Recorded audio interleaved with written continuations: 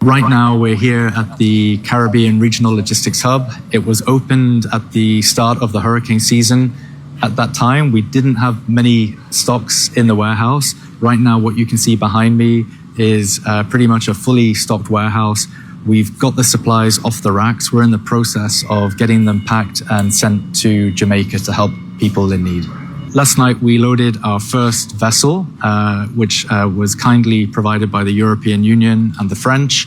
That left Bridgetown Port last night. It was fully loaded with emergency relief items such as tarpaulins, hygiene kits, household kits, tarps, as well as kitchen sets and education kits as well.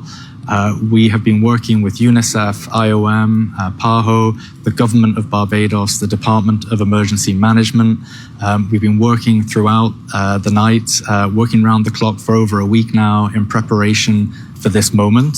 The hub has been an amazing asset to have. We didn't have this in operation fully last year, and we're really able to see the benefits of having these relief items in the Caribbean, being able to spring into action whenever we need to.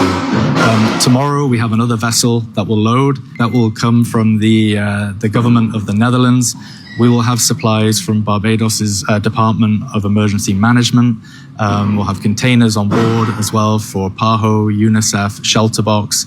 And we've been working hand in hand with SEDIMA over the last several years to really increase our preparedness. And this is really allowing us to move at a moment's notice. We're working hand in hand with all elements of government, Barbados Port, with customs. Everybody has been really stepping up to make it happen so that we have no delay in reaching those people who have been most affected by Hurricane Melissa. We think it really reflects the foresight and also lessons that had emerged from the COVID era, where we recognized that we needed to have stocks and essential supplies much closer to the places where the hazards actually happen. And we were able to react very promptly, in fact, proactively, with respect to Hurricane Melissa, being able to receive the anticipatory needs lists from the countries really assisted as well, so that we were clear on the specific items that countries would require. We are, of course, very focused on supporting the people of Jamaica who have been affected.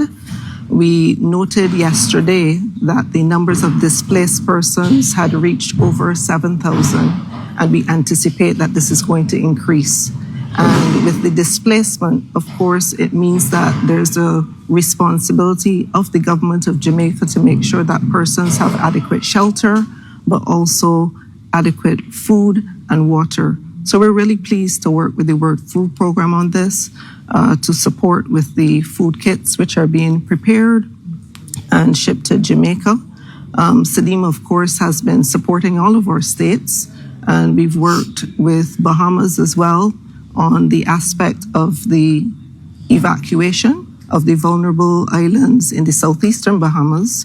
We activated 2 of our memorandum of understanding with Inter-Caribbean and also Sunrise Airways to ensure that those evacuations were completed within a day, and all persons who wished to be evacuated were successfully evacuated, and we really want to thank those partners.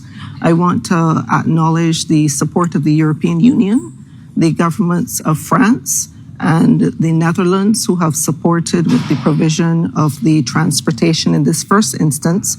And we're going to be working with many other partners to ensure that all of this support from the people of the Caribbean is able to reach Jamaica in a timely manner.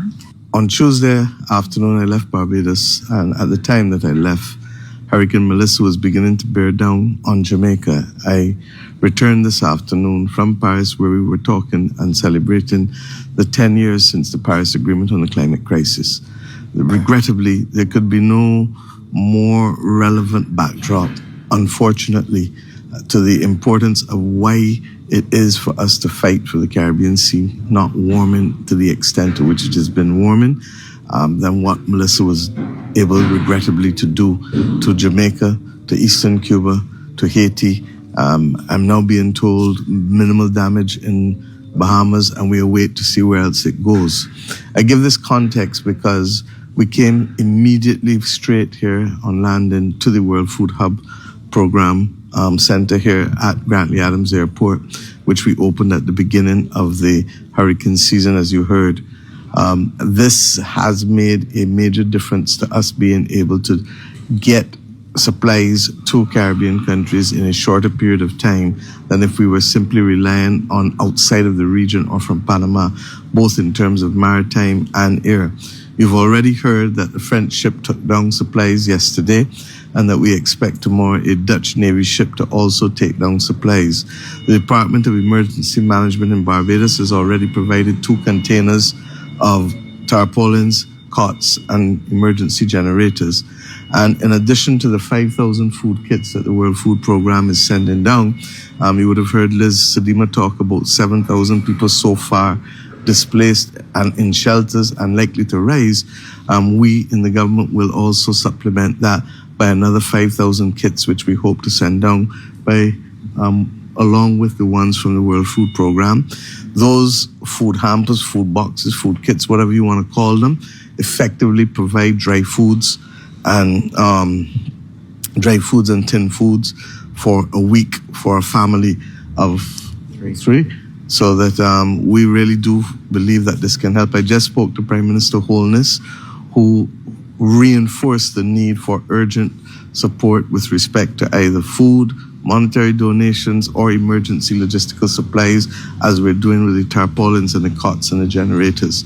I have already received calls from a number of persons across the country, and they have all indicated that they would want to be part of the effort. We're going to make sure that the DEM announces tomorrow how you as ordinary Bajans can continue to supplement what the government is doing, what the World Food Program and other international partners are doing. I think that anyone who has seen the photographs out of Jamaica will know that Western Jamaica looks almost as if a bomb has hit it.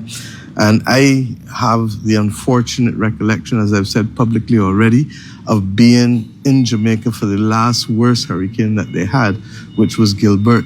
I know what it is to stand up the day after the hurricane and to try to access food that was being rationed. And we walked away after 2.5 hours with 8 batteries, 6 candles, and 2 packs of sweet biscuits for the family that I was staying with. So that tells you how dire it is for those who are acutely and painfully affected by reason of this. It has not helped that St. Elizabeth is the major area for agricultural production in Jamaica, and therefore that has been destroyed. It has not helped that initially the hurricane was going towards the middle of the island, and therefore the buy-in across the country would obviously have been intense. So whatever we can do by supplementing from here in the short term, we should do.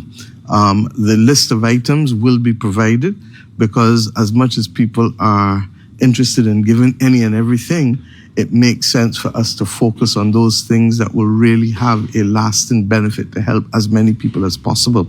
And some of these things will equally have to be sanitary items in addition to the food, because a man and a woman don't feel like a man and a woman if they can't brush their teeth, if they can't use the bathrooms properly, if they can't have soap and those different types of things. So look, I keep saying there, but for the grace of God goes I. And I really want to thank our regional and international partners. I'm also very grateful for the stance taken by the Minister of from Bahamas, who is also chair of the Council of Sedima, who has said, look, even though they have been hit in the bottom, everybody realizes that the scale of the damage, firstly in Jamaica, seems to be in Eastern Cuba, but we're waiting further details. And of course, we've heard of some of the horror stories in Haiti already, with the river banks bursting and over 25 people dying there. In those cases in Haiti, we're advised by the World Food Program, monetary donations are better, because they will seek then to be able to supply within the country itself.